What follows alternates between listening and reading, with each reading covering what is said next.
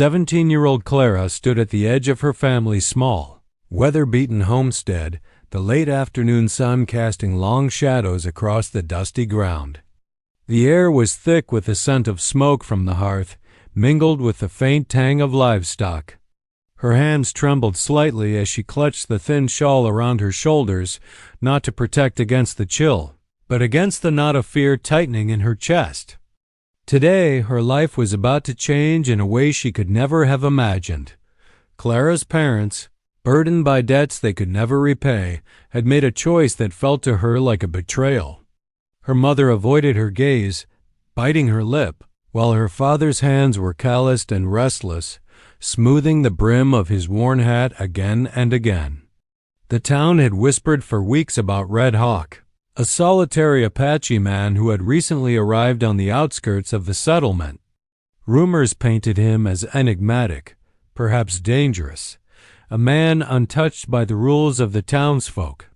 Clara had imagined all sorts of fates for herself: hardship, loneliness, labor, but never had she imagined being sold to a stranger, a man of another culture, as a solution to her family's poverty.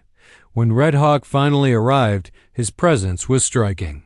He rode a black stallion that moved like a shadow across the sun-baked earth, and his eyes, sharp and deep, scanned the town with a quiet authority.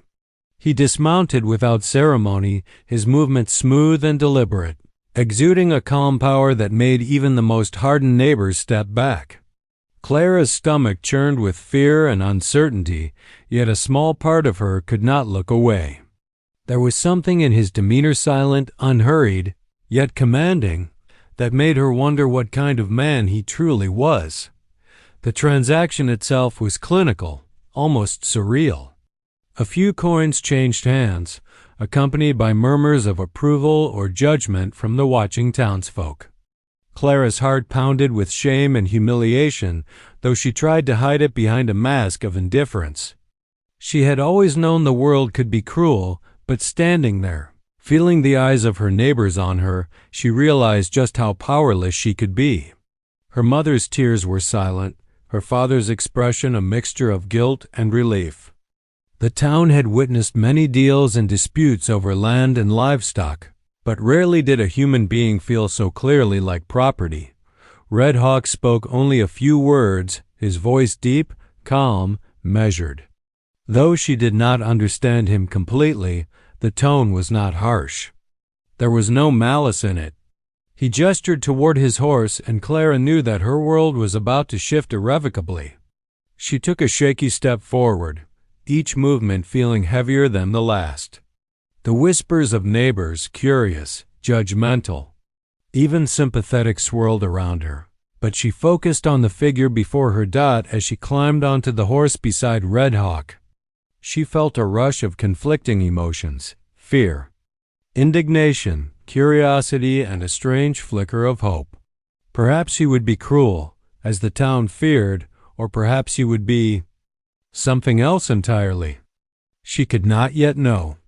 All she could do was hold on and face whatever awaited her, realizing in that moment that her life, the very rhythm of her days and nights, was about to be rewritten. The ride away from the only home she had ever known marked not just a physical journey, but the start of an emotional and spiritual odyssey, one that would challenge every assumption she had about love, trust, and courage. As the homestead faded into the distance, Clara's heart ached for what she had left behind. But a whisper of curiosity stirred within her. Who was this man truly? What did it mean to live in his world, so different from hers? And most impossibly, could she ever find a place in it, not as a captive or an outsider, but as someone who belonged? These questions, heavy and uncertain, would guide the first steps of her new life.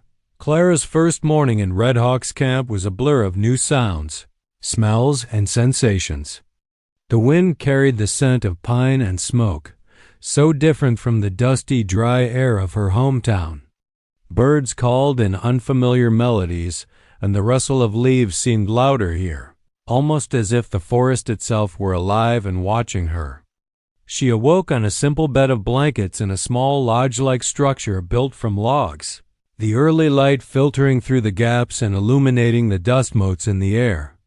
The quiet was unfamiliar. No church bells, no neighbors gossiping from nearby porches, just the soft murmur of the wilderness. Red Hawk was already awake, tending to the small fire.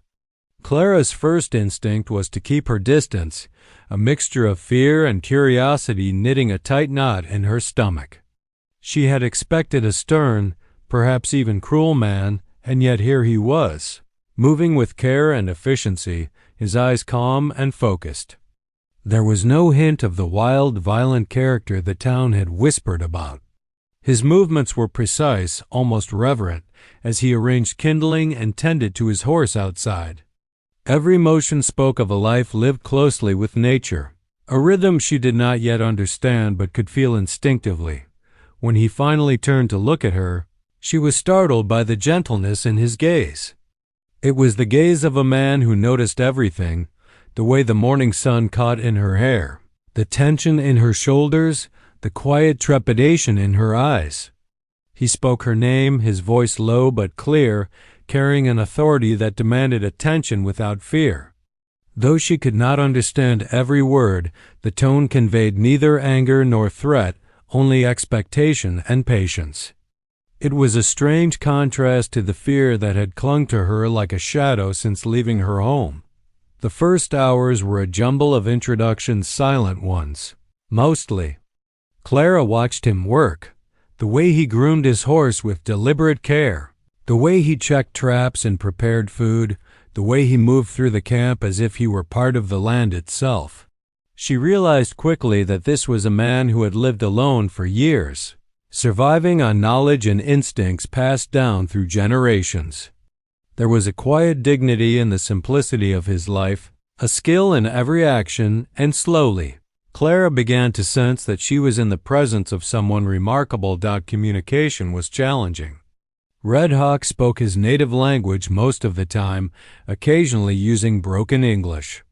Clara tried to follow, straining her ears to catch familiar words, relying on gestures, expressions, and the rhythm of his instructions.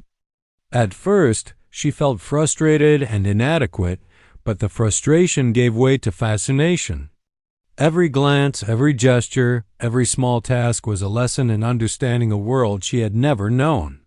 She began to recognize patterns, subtle rules of respect and care. The delicate balance between humans and the land. By midday, Clara had been assigned small tasks fetching water, gathering kindling, and helping prepare the simple meal of beans and corn. She fumbled at first, spilling water and breaking twigs, but Red Hawk did not scold. Instead, he demonstrated once, then watched patiently as she repeated the motions. His quiet confidence was reassuring, and a tentative trust began to form in Clara's heart. She noticed that beneath the stoicism lay a careful attention to her well-being, a desire to guide rather than control. As the sun dipped low in the sky, Clara felt exhaustion mingled with awe. This was a world so unlike her own, harsh, beautiful, and demanding of respect. The man she had feared, Red Hawk, was nothing like the rumors had claimed. He was patient, capable, and possessed a quiet strength that both intimidated and intrigued her. That evening, as they sat across from the fire in a shared silence, Clara realized that fear had begun to soften into curiosity. A strange hope flickered inside her, a hope that, perhaps she could survive here, and maybe even understand this enigmatic man whose world she had just entered. The days that followed Clara's arrival at Red Hawk's land were a relentless trial of body and spirit. The romanticized notions she had clung to during the ride of freedom, adventure, or a chance at connection quickly gave way to the stark reality of frontier life.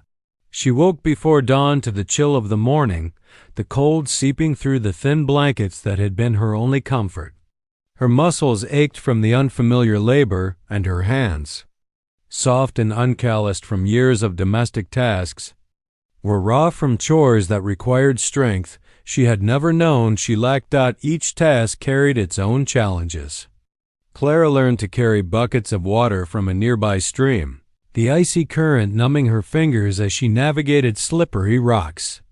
She fetched firewood, splitting logs under the stern but watchful eyes of Red Hawk, who corrected her posture and movements without harsh words, teaching her how to conserve energy and avoid injury. The simplest acts, stoking the fire, milking a cow, gathering herbs, required precision, attention, and endurance. Clara quickly realized that survival here demanded not just physical strength, but patience and humility, traits she had rarely needed in the sheltered world of her hometown. Isolation weighed on her just as heavily as the labor. Beyond the immediate tasks of survival, there was the emptiness of the wilderness, vast and unyielding, stretching in every direction. The nearest neighbor was miles away, and the sounds of human life, a laughter, a conversation, a child crying, were absent. Nights were the hardest. Clara lay on her simple bedding, listening to the wind sigh through the trees, imagining the bustling life she had left behind. Her heart ached for her family, for the town, for the familiarity of the small schoolhouse and the market square. The loneliness was sharp, and sometimes, in the quiet hours before dawn, she allowed herself to cry, the tears soaking her pillow as the stars blinked silently overhead. Yet amidst the hardship, Clara began to notice moments of unexpected kindness and care from Red Hawk. He was never overtly affectionate, yet he ensured she had enough food and water, that her injuries were tended to, and that she learned not only how to perform the work but how to do it well. When she stumbled or faltered, he did not punish or scold harshly. He guided, corrected, and sometimes simply watched, allowing her to learn from mistakes. Slowly, she began to understand that his world was not cruel, it was demanding. Yes, but fair, structured by knowledge accumulated over years of living in harmony with the land. Clara also began to see beauty in the harshness. The sunsets over the plains were breathtaking, painting the horizon with colors she had never imagined. The streams sang as they wound through the trees, and the rhythm of work brought a meditative calm, a strange satisfaction that her city-bound life had never offered. She began to take pride in small accomplishments, a fire that burned steadily, a herd of chickens she had helped tend, a successful harvest of herbs that she had foraged herself. These victories, though minor in the grand scheme, gave her a sense of agency, a feeling that she was not entirely at the mercy of circumstance. Perhaps most importantly, Clara began to observe Red Hawk in his element, and in doing so, she gained a deeper understanding of him. His skill was extraordinary. Every movement was deliberate, measured, and efficient. Yet there was gentleness in the way he handled animals, tenderness in his treatment of the land, and an almost spiritual reverence for the world around him. Clara realized that beneath the legend of the lonely Apache lay a man who had endured loss and isolation, yet remained strong, capable, and in ways she was only beginning to grasp, profoundly human. By the end of the week, Clara's muscles ached, her hands bore the marks of labor, and her spirit had been tested. But in that exhaustion, she felt the first stirrings of resilience, a tentative sense that she could survive and perhaps even thrive in this new world. The harshness of her life with Red Hawk was beginning to teach her something vital. Courage is not the absence of fear, but the determination to face it every single day. The turning point in Clara's new life came unexpectedly, as it often does, in the form of danger. One crisp morning, she had been sent to gather herbs along a narrow, winding path that cut through the edge of the forest. The ground was uneven, strewn with rocks and roots, and the air carried the faint scent of pine and damp earth. Clara, who had grown more confident in her movements over the past weeks, was careful, yet the wilderness had a way of humbling even the most cautious traveler. She had been picking small clusters of medicinal herbs when she heard a rustling behind her, soft at first, then growing into a threatening snap of branches. Before she could react, a wild coyote, lean and fierce, lunged from the underbrush. Panic surged through her, and she froze, heart hammering. Her first instinct was to scream, but the sound caught in her throat. The animal bared its teeth, and Clara felt a cold spike of terror run through her. She stumbled backward, her feet tangling in roots, and fell, sprawling across the hard forest floor. Every muscle in her body screamed to flee, yet escape seemed impossible. Then he was there, Red Hawk. He had been following at a distance, watching over her in silence, as he often did. With movements that were swift, fluid, and precise, he stepped between Clara and the coyote. His voice rang out, low and commanding, a sound that seemed to carry the authority of the land itself. The animal hesitated, instinctively sensing the strength and certainty of the man before it. Red Hawk raised a small branch in a deliberate gesture, and with one controlled motion, he drove the coyote back into the shadows from which it had emerged. Clara lay on the ground, trembling, eyes wide with shock. Red Hawk extended a hand, helping her to her feet. For the first time, she felt the full weight of his protective presence, not just his physical capability, but the careful attention he paid to her safety, the silent awareness that had guided him even when she was unaware of it. The incident left her shaken, yet within the fear was a spark of something else: gratitude, awe, and a nascent trust she had never felt before. Over the next days, Clara reflected on the encounter. She realized that Red Hawk had been watching her not out of suspicion or control, but out of care. The wilderness was harsh and unforgiving, but he had ensured she faced its challenges safely, intervening only when necessary. She began to see the subtle lessons in everything he did, the way he moved through the forest, how he observed the animals, the careful methods he used to hunt and gather. It was a form of teaching, though he rarely explained. Instead, he demonstrated through action, allowing her to learn by observation and experience. This incident began to shift Clara's perception of him.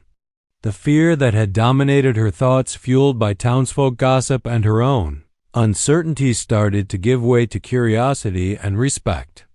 She began listening more carefully, watching his gestures and reactions, trying to understand not only his words but his intentions.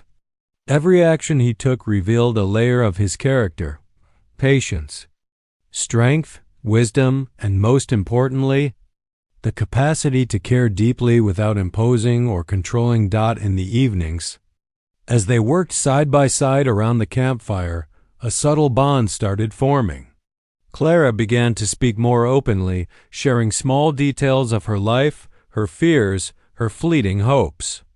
Red Hawk, in turn, responded not with judgment, but with quiet acknowledgement, sometimes offering a word, sometimes simply a nod. Trust, she realized, was not about understanding everything or being assured of safety in every moment. It was about recognizing someone's intentions, observing their consistency, and allowing oneself to feel that their presence was reliable. By the end of the week, Clara felt a small but undeniable shift within herself. She no longer approached Red Hawk with pure apprehension.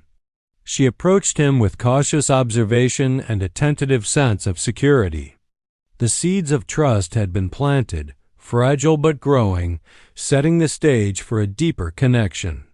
It was the first time she could imagine that her life on this remote land might not just be about survival, but about understanding, companionship, and perhaps even the possibility of belonging.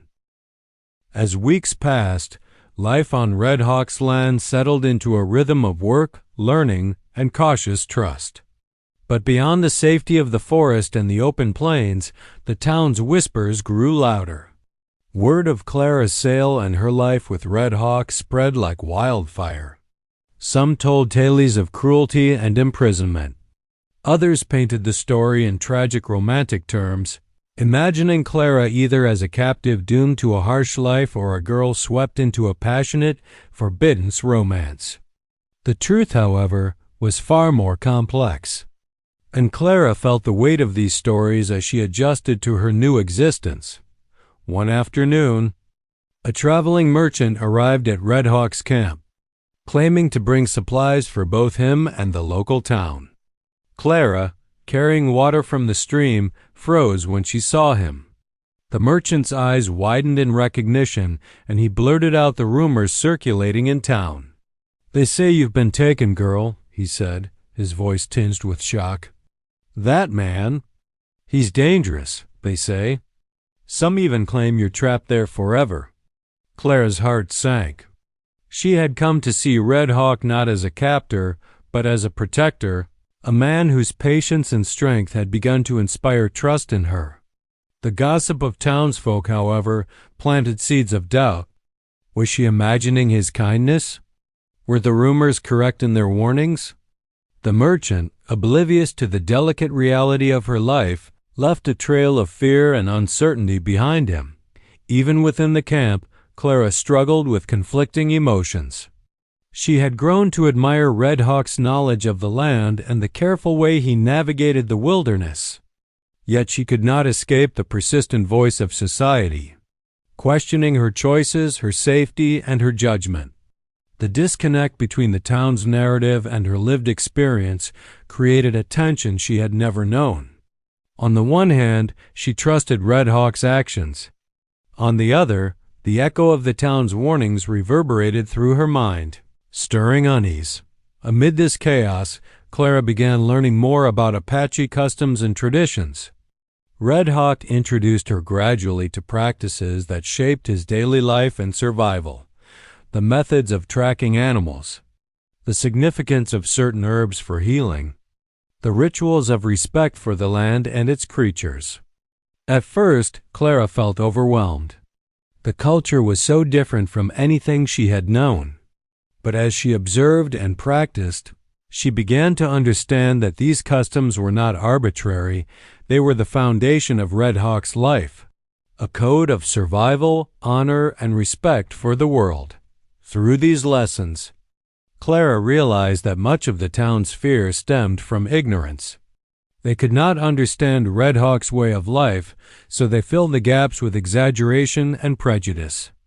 She began to see her position as a bridge between two worlds, one steeped in tradition and knowledge, and one trapped in gossip and suspicion.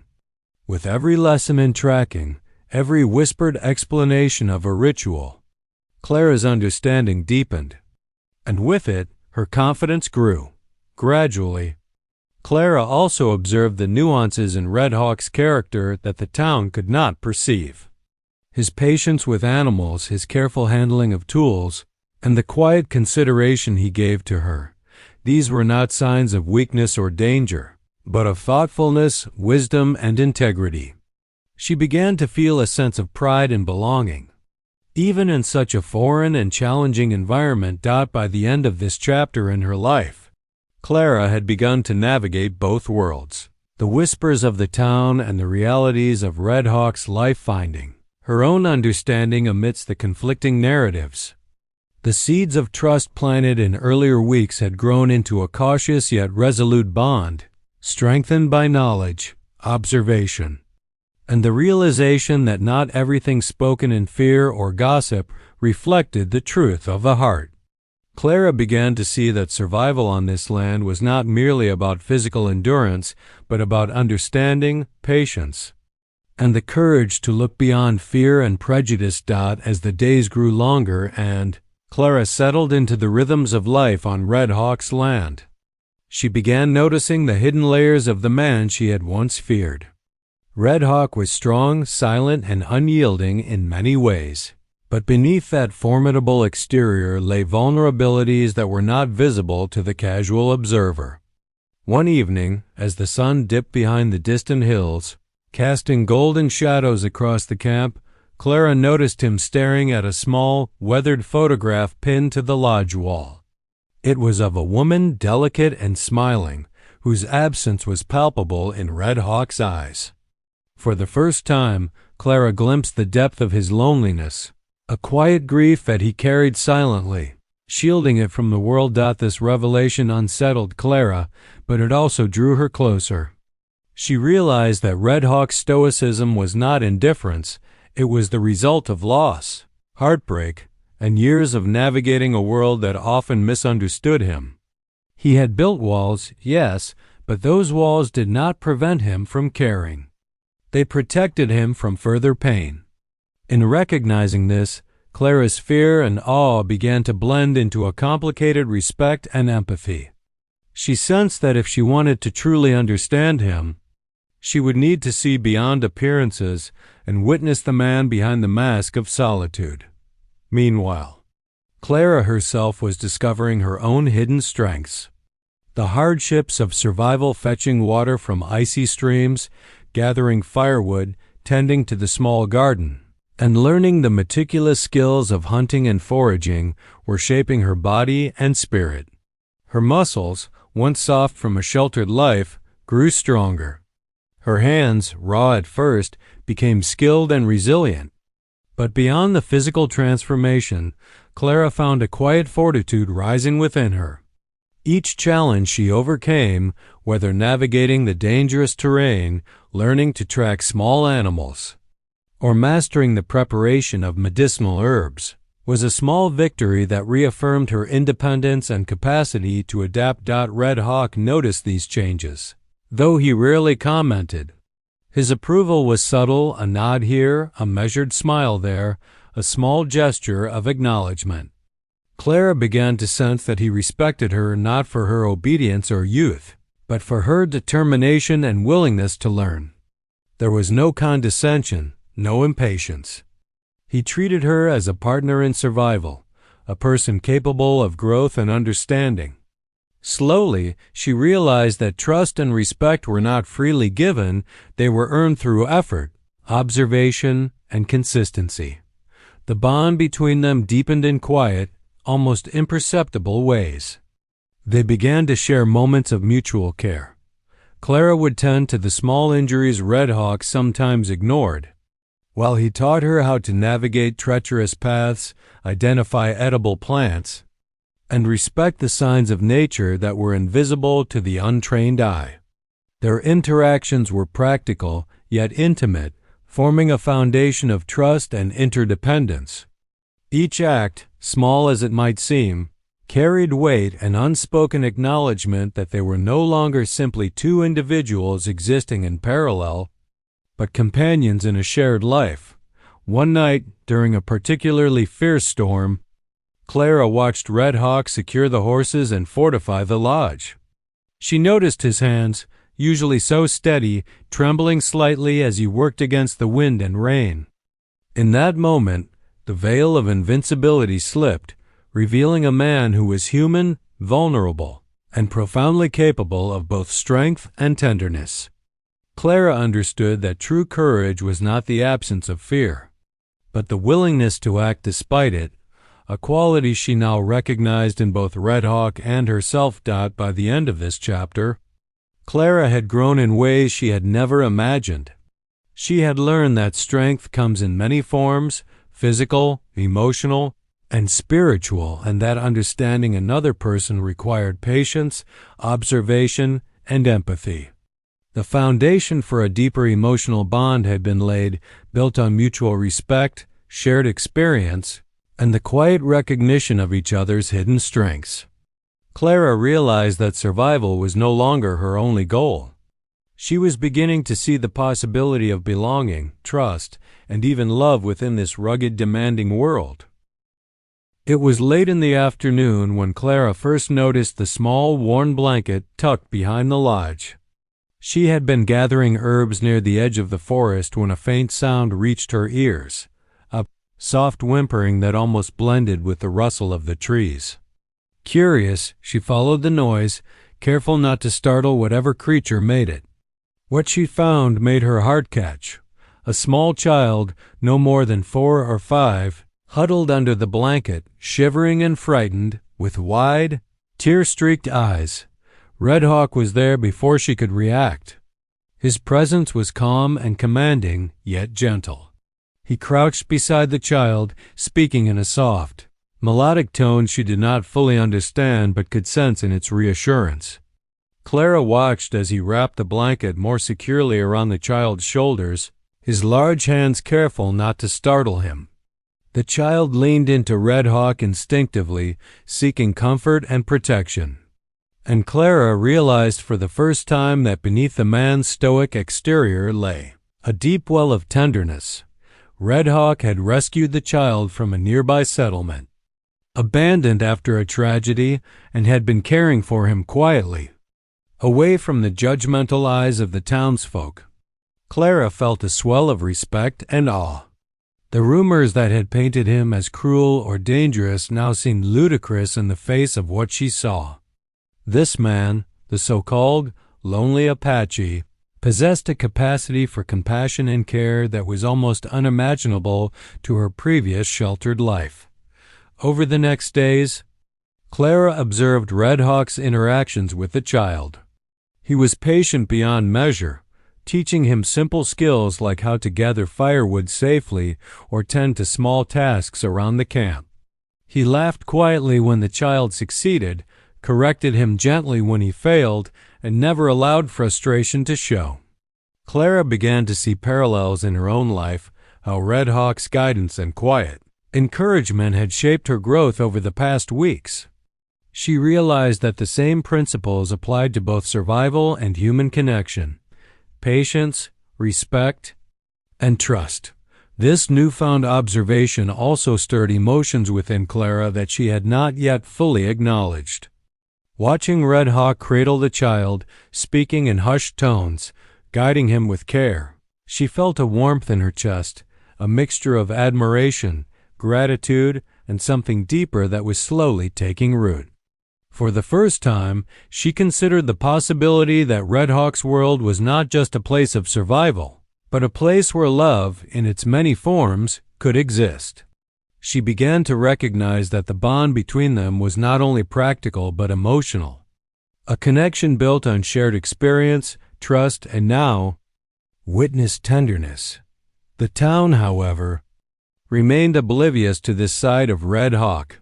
In their eyes, he was still the aloof, mysterious outsider, a man to be feared or pitied, never understood. Clara knew the gossip would continue, but the reality she now held in her heart was different. She had seen the truth. Red Hawk was capable of deep compassion, and she herself had become part of the life he carefully nurtured. The gap between the town's perception and reality highlighted the strength of her own understanding and judgment. In this chapter of her life, Clara also began to reflect on her own growth. The trials, fears, and lessons of the past weeks had prepared her to witness Red Hawk's vulnerability without judgment. She understood that strength could coexist with tenderness, that courage could be quiet and patient rather than loud and boastful. And in this understanding, her trust in him deepened, transforming into something richer, an emotional connection grounded in observation, empathy, and the recognition of shared humanity. By the time the sun set, painting the sky in shades of pink and gold, Clara felt a sense of peace she had not known since leaving her hometown. The bond between her and Red Hawk was no longer tentative, it had grown in subtle, profound ways. She realized that what she had found in him was not only protection and guidance, but a model of resilience, care, and love that would shape the rest of her life. For the first time, she began to hope not only for survival, but for belonging, trust, and the possibility of a future in a world she had once feared. Time on the remote plains had transformed Clara and Red Hawk's relationship from tentative trust to a quiet, unspoken companionship. Every shared task, every lesson in survival, every storm weathered together had woven them into a fragile yet resilient bond. Yet as the days passed, Clara began to notice subtle changes in herself, moments of concern that went beyond mere respect. A flutter of warmth when Red Hawk smiled, a longing in his presence that she could not deny. Love, unspoken and growing, had begun to take root. The realization was both thrilling and terrifying. Clara had never imagined that she could feel affection for the man she had once viewed with fear.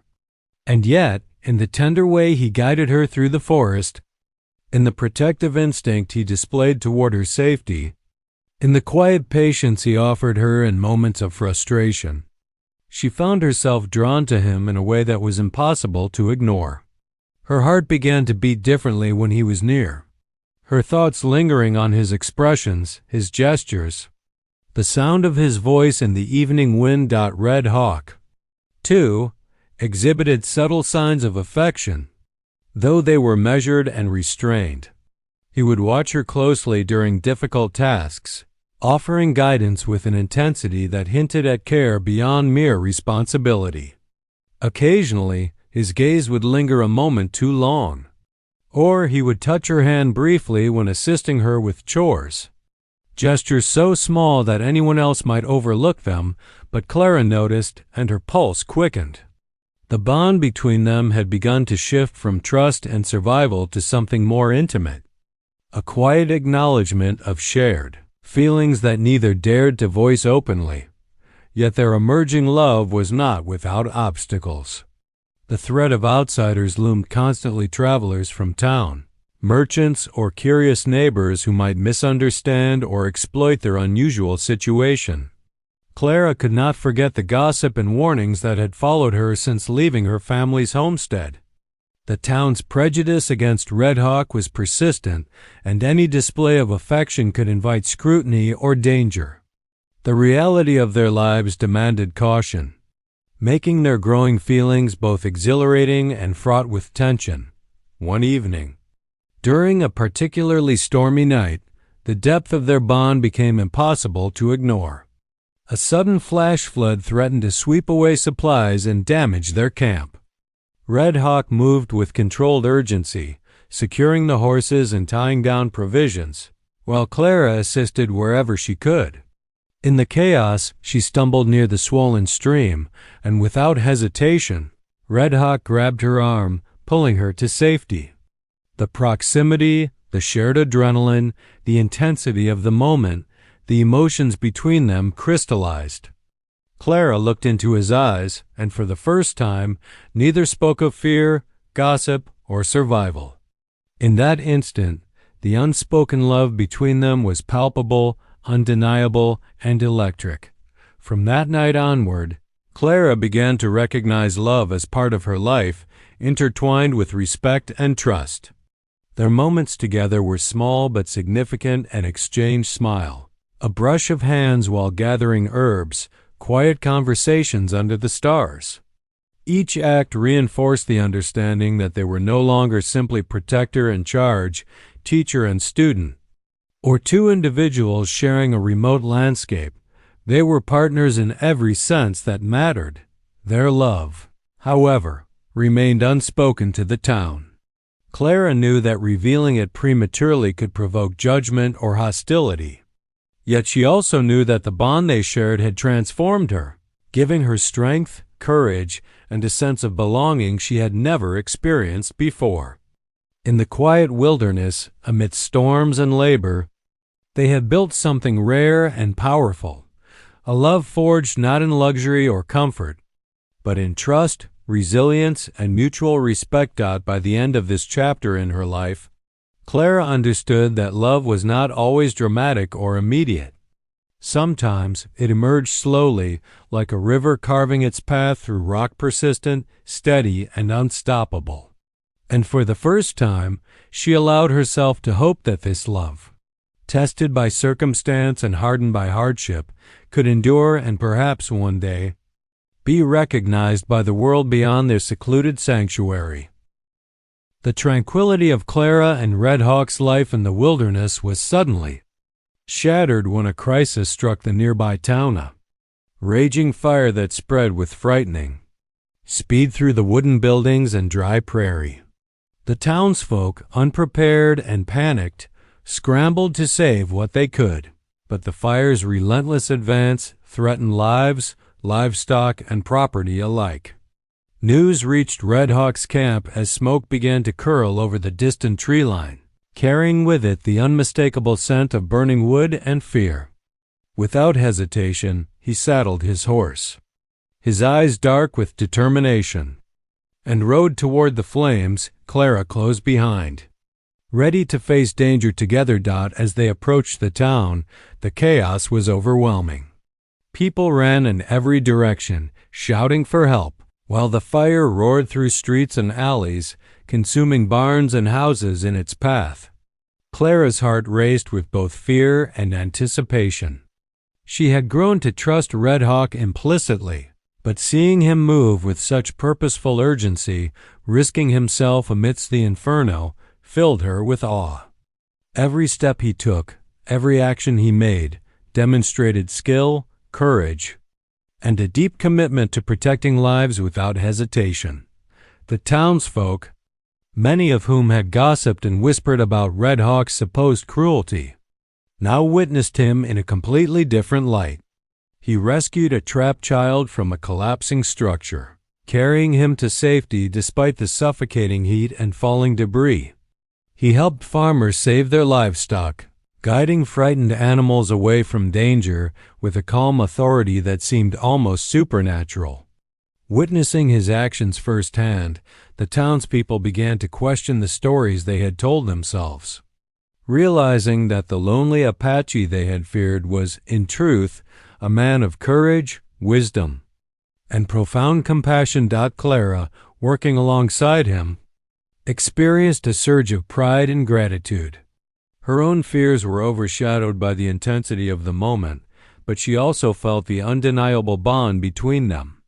When Red Hawk extended a hand to help her climb over a fallen beam, their fingers brushed, and in that small touch, a silent acknowledgment passed between them of shared courage, trust, and the love that had been growing in quiet moments for months. It was no longer unspoken. In the heat of crisis, their connection became evident not just to themselves, but to anyone watching. As the fire was gradually brought under control, the townspeople's attitudes began to shift. Whispers of admiration replaced judgment. Awe replaced suspicion. Red Hawk's bravery and skill could no longer be dismissed as rumor or exaggeration. He had saved lives, protected the vulnerable, and acted without thought of reward or recognition. And through it all, Clara remained by his side not as a frightened girl, but as a capable, confident partner whose presence underscored the depth of their bond. In the aftermath, Clara took a moment to speak publicly, her voice clear and steady as she addressed the gathered townsfolk. She described what she had witnessed, the courage, care, and humanity of Red Hawk, and the way he had transformed not only her life but the lives of those around him. Her words carried weight because they came from someone who had experienced his character intimately, someone who had learned to trust him with her life, and in doing so, someone who had fallen in love with him. The town was stunned. They had expected gossip, scandal, or tragedy, but instead, they were confronted with truth. Red Hawk was not the fearsome outsider they had imagined, and Clara was no helpless captive. Together they embodied resilience, bravery, and the power of trust and love. The revelation reshaped the town's perception, turning judgment into respect and awe. By the end of the day, the fire was extinguished, the immediate danger passed, and a new chapter in Clara and Red Hawk's lives began. The town had witnessed what she had known all along. Love and courage could flourish in the harshest conditions, and trust, once earned, could transform fear into admiration. Clara had found not just safety, but belonging, and together, they stood as a testament to the strength of the human spirit, capable of inspiring and astonishing all who once doubted them. The weeks following the fire were filled with a mixture of recovery, reflection, and quiet awe. The townsfolk, who had once whispered behind hands and shutters, could no longer ignore the truth of Clara and Red Hawk's lives.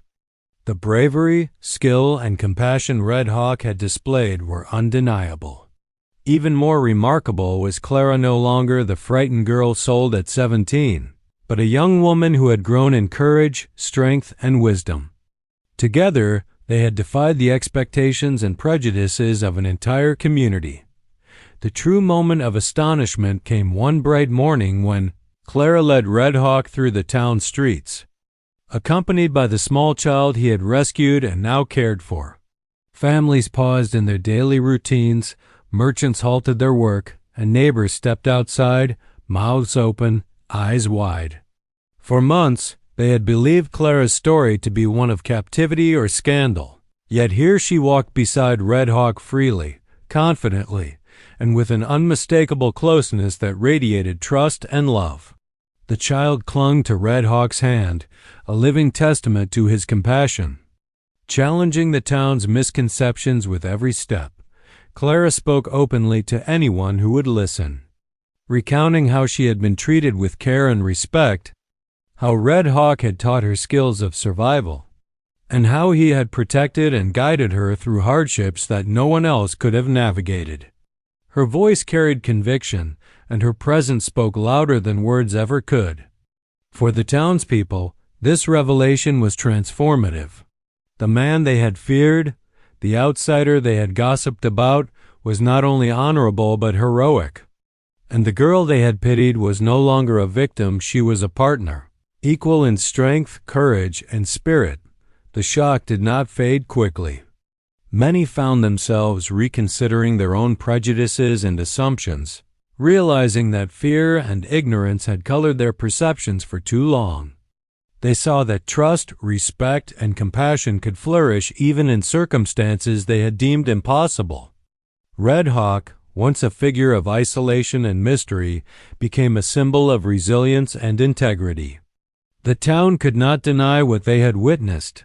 He had saved lives, nurtured the vulnerable, and inspired change simply by living authentically and with unwavering principles.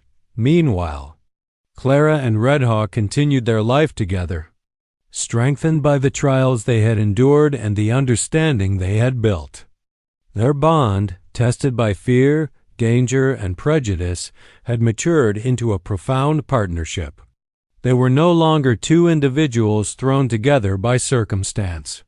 They were a family unit, united not only by necessity but by choice, love, and shared experience.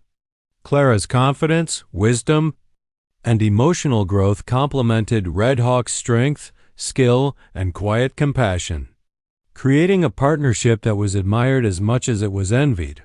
The small child, once a symbol of vulnerability, became a bridge between their two worlds.